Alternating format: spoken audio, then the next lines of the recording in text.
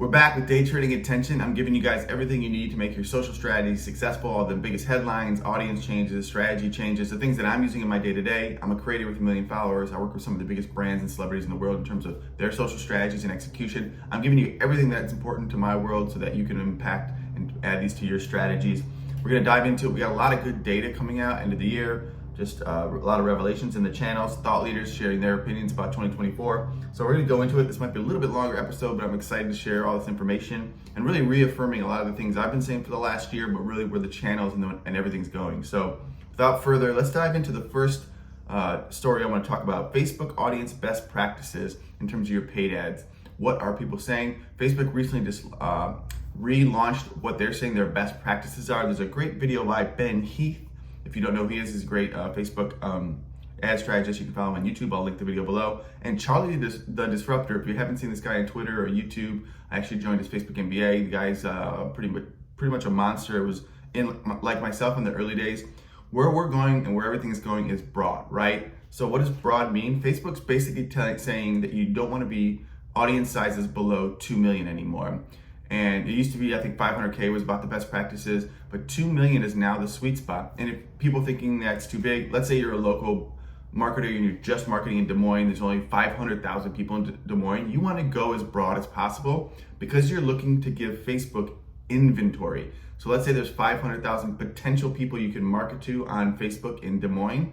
Maybe only 20% of those people log on during your campaign. So you really have, 20% of that number, which is what, like 150K. Within that, your budget's so small, maybe you can really only reach 50K. So the wider you get, the more data and signals Facebook has, and they can find those people that you're looking for. And their AI, in machine learning, they're gonna scrape your ad, know what you're talking about. They're gonna scrape your website, your link, your Facebook form to know what you're trying to do. They're gonna get initial data and learning phase. Once they do that, they kind of know pretty much who you're trying to find based on the result that you're getting. So, you're basically setting up campaigns for the most part, broader lookalikes, stacking lookalikes, or you're doing just basically age demographics, gender demographics, and local geo targeting. So you might, if you're trying to reach, you're a wedding planner, you're trying to do weddings in Chicago, you might just target Chicago women, 18 to 50, and your ad, essentially, each ad, if you think about it in the news feed, is Facebook saying, one, is this a good experience for our audience? And two, it's saying it's based on the data, the engagement, it's building its own lookalike audience to find more people that are doing the action that you're optimizing for. So think about this, 2 million is now the sweet spot for audiences in Facebook. That's probably scary to some people, but really honestly, it's going to give you the best results. Your ad is doing most of the targeting now, so make sure your ad's really compelling, there's a good offer. And I can dive into some other theories around this, but what we're seeing, even within these broad campaigns, is e-commerce, for example, leaning in on hero focused, really good, clear offers, stacking things to make them bundle so you're profitable, really making it clear, something that's going to drive consistent business revenue. This is a lot different than a lot of marketers have thought about for the last couple of years, but really it's where we're seeing all the results. It's hard to think about. So again, directionally, stacking lookalikes, 1 or 2 interests, or just going broad, age, demographics, blah, blah, blah. Make sure your ad's really compelling. It's really clear what it's trying to achieve, and you're gonna have really good results. And we're crushing it in terms of lead gen, really doing really good in terms of e-commerce. And I think there's really nothing else I could add to that, other than if you need some more information, there's a good video I'll link below from Ben Heath or Charlie Disruptor. You can go to his YouTube page. He really talks about this in depth, more complex to how Facebook works in general, and how really it's all about your ad. If your ad is a good experience, your ad, you could run the same ad for 2 years, and we're seeing the same thing. We had an ad for a client, B2B client, that worked every time you put this ad in. Basically, it was our top performer, no matter what.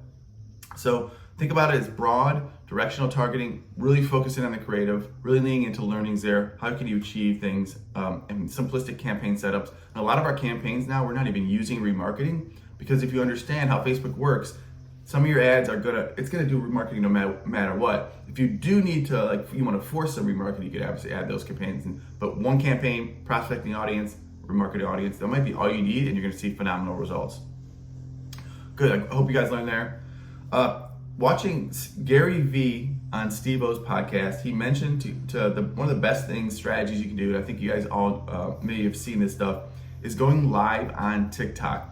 This is potentially the most powerful thing you can do. One, to grow your TikTok account, but really to raise awareness. It's one of those things that keeps people on the channel because it's long form. You're gonna, potentially run an ad before. It's a good opportunity for TikTok. You can do shopping. So if, let's say you're a local business. I've seen a guy, Love Your Journey guy, I forget his name. He's got a watch company on TikTok. He's been going live for 2 or 3 years. I've seen the guy literally start a business in his house in over 3 years. He's got like a 30, 40 million brand, and he just goes live all the time, talks to his fans, shares his experience, talks about his product.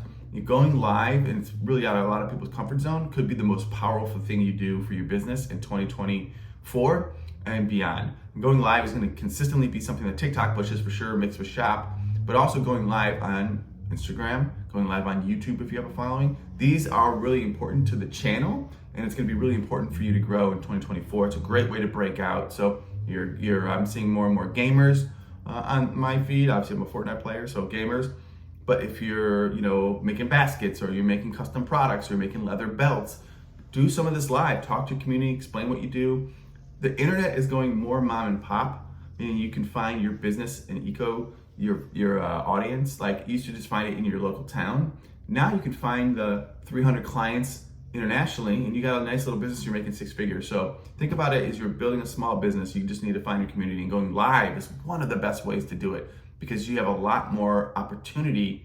If you're live for 12 hours, you have 12 hours of time for someone to run into your content, for TikTok to serve your live video to more and more people based on your interest group. So go live if you can. Something I'm going to be focusing on in 2024. I might just start doing these lives. I'm really just going off the cuff based on the articles and all the information I know.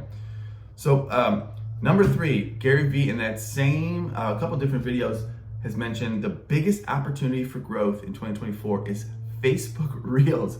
I am seeing this with some clients doing a couple hundred, doing 10 to 20 million views on Facebook. Facebook has what Gary Vee would say is an inventory problem. If you do notice what's going on Facebook, less and less of your friends and family are creating content. I got landscapers. Less and less of your family are creating content, specifically Reels. Reels, most people are focused on Instagram, or they're on TikTok for that. So Facebook needs it. No one's creating that content. It's still a little bit dated, behind the times. They obviously have cross-posting from your Instagram Reels to Facebook. They know that because they're trying to fill the feed, give people a reason to consume Reels on Facebook. They're doing all sorts of ways to get people into the Reels funnels, right? If you're scrolling in your feed, you'll see the stack of tiles of Reels. So there's a lot of opportunity for you to even just cross-syndicate. So if you are posting on Instagram, cross-posting on Facebook, still go to your Facebook page or your personal page and post those Reels. We're seeing phenomenal results. Often different content goes viral on Facebook than Instagram, and sometimes the same videos will go if it's really a good video. But really focus on Facebook. Don't forget about it. It's still got the most scale of all the social networks. I think YouTube's the only one thing in the US with more users. Make sure you don't forget about the old timers on Facebook. It's still a phenomenal channel. I'm going to be really doubling down. I've actually personally, because I'm doing a lot of client work, have really neglected my Facebook pages, and I have a lot of size and followers there. On that note, a new report by Amplify comes out saying Reels outperforms TikTok in terms of overall impressions and views. And what's working the most is 30 to 90 second Reels. I can say that all of my content that works for me on TikTok specifically has always been, in Reels, has been between 30 and 60 seconds. I've never really had a lot of luck going viral, minus my first clip ever was just a clip of me and my daughter when I was experimenting on TikTok. Most of my 30 to 60-second content is what goes viral. Even like when I iterate on viral concepts, I usually add a little bit to it, and typically that's what's working for me. That's probably a watch time thing. You get more opportunity for people to watch, 50% of that video. But yeah, Amplify doubles down. I'm not gonna get too into the weeds on the data here, but again, biggest takeaways are Reels is no joke right now. I can see Reels, and I'm gonna get to the end of this where the Nest CEO talks about his predictions. Reels and Shorts are probably your biggest opportunity of 2024. Still don't mess with TikTok. If you are with TikTok, you're adding going live to your strategy. So that's what we're talking about with our clients, saying, hey, how do we figure out a way for you to do something live? And don't think about it as like you have to have this crazy show. It's great if you can orchestrate something, but just be there, do something while interacting with your community every once in a while. It could be writing a song, it could be maybe making a marketing deck, whatever you have, and then just sharing that interest telling a story, maybe walking through a book or something that you learned. So live for sure. Is X seeing more usage? New reports indicate rising web traffic. So I think there's been conflicting headlines. You got the mainstream media going after Elon, saying Twitter's dying, advertisers pulling out, Elon's doing all sorts of interesting things to fight back. And then this report here saying new reports indicate rising web traffic. Elon even shared a screen. I think what Elon's trying to say in this screenshot here, and I'll link it below, is basically X drives more web traffic than Instagram, which can totally be a thing in terms of organic. Like, you really only leave Instagram. I think it says 90%, 7% of Instagram's usage happens in app, while Twitter's only 80%. So again, people leave, click on articles, click on things to see more. But more and more, these channels don't want you to leave. So even Twitter going long form, when you're opening up, right, the read mores, people in long form video, they just need you on the platform so they can generate ad revenue. But there's really conflicting reports. Another report by using data from our refs basically says that X has seen a 22.3% increase in traffic year, just like SEMrush. They have no access to app usage. This is only based on domain traffic. So a couple of things. I mean, personally, I find myself spending way too much time on Twitter. I think there's some really great creators and thought leaders there. There's really good world information. It's probably, you're not gonna, in my algorithms, I'm not seeing any of that on Instagram. I'm not seeing any of that really on TikTok. YouTube's mostly for self-improvement, learning, podcasts that I'm interested in too. But I do think when I'm looking for news, like the USA Today, Chicago Tribune, I'm jumping into X to find those quick headlines that I want to read or something I want to go in, what's going on with the wars overseas, what's going on with the presidential election. I'm going to X. And there's even an article saying that Elon had put together a team of 10 people specifically go after political advertising with the hopes of raising 100 million. So that's an ambitious goal, but it makes a lot of sense. Most of the political discourse and news drops on X, so I'm shocked that more and more political advertisers wouldn't be there within that space. So we'll see if that's a good move. I don't think Twitter's going anywhere. In fact, I feel like it's more important than ever. I think it's just tough for people to be there because there's more different spectrums on whatever political eye you're seeing. So you're seeing a lot of stuff that maybe is kind of not your bubble, and I think it's important for that. And I think other than that, it's going to you have to go to alternative channels, and I don't think that's going to happen. And I think it's good for people to see both perspectives. One thing I want to talk about, social SEO. People have a total misconception now of social, and I think with the rise of vertical video and the plays that we're seeing with new ad placements in search for Facebook, Instagram, for TikTok, they know, we were doing an audit for a client, there was actually more search volume on YouTube and TikTok for these particular terms, more views for these particular subject matters than search. And I think people think the only place people are going to search is Google. But in fact, more and more people are going to TikTok or going to Reels or going to YouTube to see content, video content of authentic content. If you're going to get a facial at a spa, you want to see someone else's video of, this is what I got, this is what it is, it was amazing. It's almost like a testimonial. Other things, researching product, people want video content over reading some long-winded article that feels regurgitated or ChatGPT. So you're going to see more and more. Google's even talking about vertical search in general because of the mobile phone, but adding more visuals, right? AI and vertical video will be in the prompt more. So all these networks are kind of like, I would joke, ugly cousins, and they're doing a lot of the same things. Google's acting more like social, social's acting more like search, because people want to they're different learners, right? So social search, start to think about, use TikTok search. There's a tool where you can literally, type in, it'll show you the hashtag growth. I think it literally is TikTok search. And then you can just even do it on your phone. You can see search volume on certain hashtags. And that can give you a great indication of how people are talking about, how many views, is it trending? And you can literally see if it's an uptrend, you can make content on that uptrend. And you can also see, hey, there's a million people using this hashtag in my business. How do I reverse engineer content so I'm showing up in those hashtags, or tapping a top influencer in those hashtags to create more content for your brand?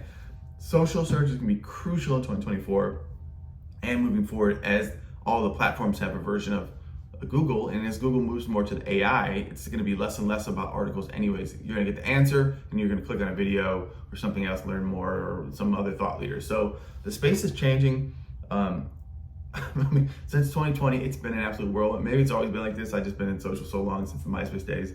But the business is changing and you got to be prepared for it. So think about social search, making short form videos for the things you're probably writing content for. I mean, to grab someone at your company to do video creators and video shooter and editors are probably the most important to hire in 2024 from almost every brand. And I think most people still undervalue it. All the fastest growing business is the Gary Vee model that he pioneered 10 years ago. It's document, create content, short form video, as much as you can post, basically is the strategy. Like, if I could give it to you, it's have a long form pillar piece of content like this, chop the shit out of it, post it everywhere, and then find ways to give it more shelf life through blogs or AI or writing content or tweets or Twitter threads. It's all simplistic. Build a team that can do it. Shooter editors and then a social media manager is probably the core basics around that. So I know I kind of jumped all over the place. I want to end this one with Luke Jonas, the CEO of Nest, walking through his 2024 predictions for paid social media. And I just thought there was some good stuff in here I wanted to share with you guys. His number one prediction, Meta CPM will remain as low as 2023. Consumer behavior is expected to remain subdued, coupled with the fact that impressions are scaling on Reels, which may mean continued stable, cost-effective auction. So yeah, I think Facebook in 2021-22 was getting killed by TikTok. It launched Reels. It's been pushing it as hard as it can. Reels is becoming very powerful. I find myself in the Reels bubble every once in a while. I would never do that. 2020 to 2022 was on TikTok exclusively, then Reels. Now I find myself focusing on Reels more as a business. So I think it's also giving it, we almost treat it like, while Meta's, it's intuitive to basically select all advantage placements. We're making sure our clients and ourselves have Reels and have newsfeed type static content, the traditional stuff, because it's almost like two different ecosystems. If you watch a lot of Reels, you're almost like it's a different type of ad and different type of psychology in that ad, that hook, retain, offer type of strategy. So so Meta, I agree with this wholeheartedly. Meta's done a phenomenal job. I mean, if you guys know that the defense and offense, they were playing at the same time to get their business together, to raise their stock prices, to make the channel better and the and the product better, because there was a time where it was really bad. Still a tougher thing to prove out. Attribution still a thing, but you can do that strategically through testing. So you can totally see if the channel is working. Brands will face performance issues with the Advantage Plus stuff. Specifically, brands that embrace the adoption without rigorous testing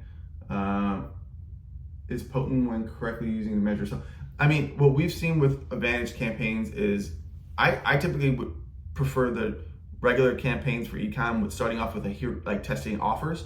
So finding an offer that's good, that's driving scale, that you can clearly see that you're making money on, and then layering on Advantage campaigns and Advantage shopping campaigns, and other things and tactics for remarketing. Start there, get something that's winning and growing the business, and then layer on and test these other things. And I think the big thing here is that there's technically a different algorithm for the Advantage shopping stuff. I just don't think consumers want to see carousel ads of crazy amounts of products. I think a lot of the e-com brands are jumping on that. So I think test into it is what he's saying. I definitely agree. I'd start off simpler with the regular normal Facebook shopping setup with just like hero offers, like testing creative and offers. When you get something winning, test that as an Advantage shopping campaign and then go from there. Reels will move up to 20% of the media buy. I think that's a no-brainer. Advertisers will take advantage of low CPMs and conversion rates as Meta continues to push this format. I agree with this. Reels is going to grow. It's more opportunity as people spend more time. There's a lack of creators there, so your ads are going to get cheaper inventory. Think of your ads there as organic content with a hook, an offer, And I think you're going to crush it here. I'm testing a couple clients right now, so I'll probably follow up in a week or two. This is going to be the key to you winning. And we clearly see certain ads working on Reels versus ads on newsfeed. So you definitely need that Reels content. Try even shoot it yourself, put an offer straight to camera. People overcomplicate this. Like, you don't need high production. You could be like, you're running a promotion, make a fun little handheld build video, hold the product, like testimonial style. You don't need It's not, you don't need a Hail Mary there. It will be a strong year for TikTok. Despite upscaling of Reels, it won't take market share from TikTok. It will just continue to be bigger market for short form video. I'm on the fence with this one because I definitely think there's only so much consumer attention. I think TikTok isn't going anywhere. I mean, TikTok is now like the third player, right? Or maybe even two. But I think people are spending more time in Reels. And if Reels can get the creator monetization part right, it's gonna be interesting. The one thing with TikTok I will say is live is your killer there. You gotta go live. You gotta figure it out. Especially if you're a creator or small business. Bigger brands, tougher to do. Creator, small business, entrepreneur, go live. Own it every day if you can. Once a week for sure. All right. Wholesale shift will be made to full funnel performance, where progressive advertisers leverage brands to drive performance in 2023. It will become mainstream in 2024, popularized by the public shift in strategy of the internet stalwarts like ASOS.com, which is a agency. I don't have a lot of thoughts on this. A wholesale shift will be made to full funnel performance. Yeah, I mean, we've been doing that for a while, but I'm wondering if they're talking about the funnel differently here. I probably need more context. All right, Pinterest will have a strong resurgence. Maybe for some e-com brands. I mean, if you're just playing the brand game that he's talking about, Pinterest is really cheap CPMs and traffic if you need it. And if you got the extra budget, I think if people don't have the extra budget, they'll test or dabble in Pinterest. But I think it's a great platform. I just definitely think it's like one of, maybe 4 or 5 on the social list. A new tech ecosystem will emerge. The rise of algorithms means easier access for all, leaving the progressive looking for edge. We will see various third-party tech solutions built to provide edge and fill this commercial void. Yeah, I would agree. We're already trying things like High Roast and North Beam. They're not amazing. Triple Whale. Hopefully they'll help with attribution. I think just more clarity on first click to last click. I think it's going to be, maybe that's where the full funnel is coming from. More emphasis on that. I definitely think most brands over-invest in search and under-invest in mid and upper funnel demand generation. They think that they're getting that from search, and I think with the way search is going, you need more demand. I've got clients that worked on big brands, so they all they needed to do was search because their brand awareness is 99. But when you work on something that doesn't have brand awareness, you need to focus on demand gen, and search will naturally happen. You're gonna get people to find your brand. You just need to get eyeballs into your world. So good stuff from Luke Jonas, co-founder of Nest. So that's the most important things I'm thinking about in 2024. Hopefully you're learning from these videos.